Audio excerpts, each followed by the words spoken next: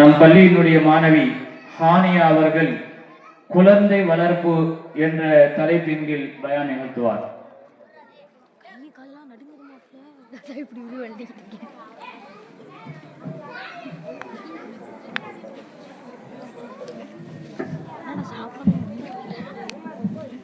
அனைவருக்கும் அஸ்ஸலாம் வலைக்கும் ரஹ்மத்துல்லாஹி வபரகாத்துஹு. எனக்கு கொடுக்கப்பட்டுள்ள தலைப்பு குழந்தை வளர்ப்பு.